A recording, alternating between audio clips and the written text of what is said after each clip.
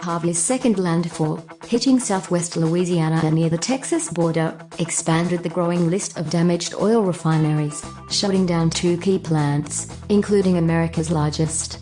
The latest hit list potentially reduces U.S. fuel-making capacity to the lowest since 2008, following Hurricane Ike. Motiva Enterprises LLC's Port Arthur facility in Texas, the biggest U.S. refinery, is shutting because of severe flooding. Total's refinery in Port Arthur is out with a power loss. Those plants are located less than 50 mi 80 kilometers from the tropical storm's 4 a.m. Wednesday landfall just west of Cameron, Louisiana.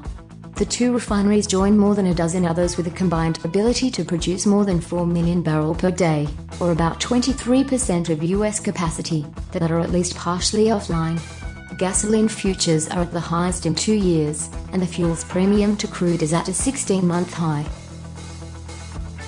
These closures are already impacting markets, with crude prices lower on a perceived drop in demand and gasoline prices spiking in response to lower supply.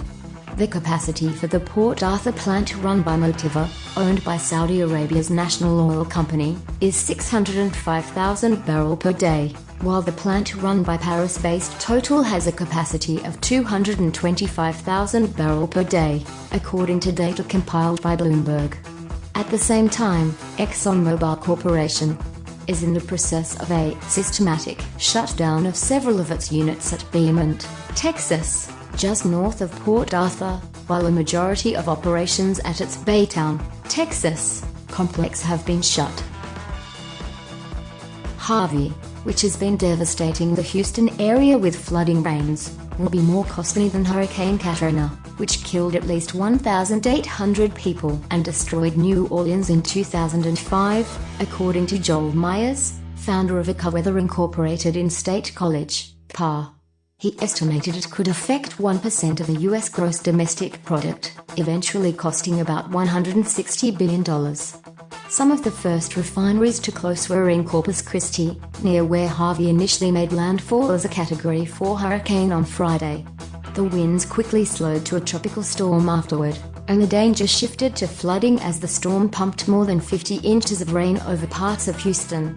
Now that Harvey has moved east from South Texas, Valero Energy Corporation, Citgo Petroleum Corporation and Flint Hills Resources LLC are preparing to restart those Corpus Christi refineries, according to regulatory filings and people familiar who asked not to be identified because the plans aren't public.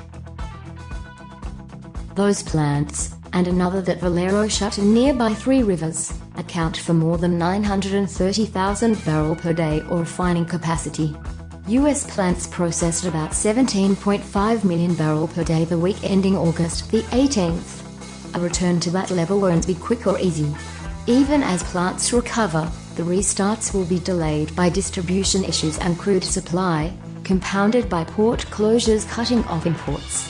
The Port of Houston has no timeline for reopening, while Corpus Christi's port is expected to resume normal operations by September the 4th. The affected refineries imported about 1.6 million barrels per day last year, including 410,000 from Mexico, 380,000 from Saudi Arabia, and 340,000 from Venezuela, according to data from the Energy Information Administration. Colonial Pipeline, the main conduit for gasoline and diesel from the Gulf Coast to the eastern U.S., is already operating at reduced rates, because it is not receiving supply from the Houston area. The loss of refineries around Port Arthur, Texas, leaves only Louisiana and Mississippi refineries supplying fuel to New York and other demand centers. Gasoline futures on the New York Mercantile Exchange rose 6.4% to $1.8965/gallon at 10:40 a.m. in New York. That's up almost 17% from settlement a week ago. The gasoline crack spread, a rough measure of the profit from refining crude into gasoline, climbed as much as 15% to $24.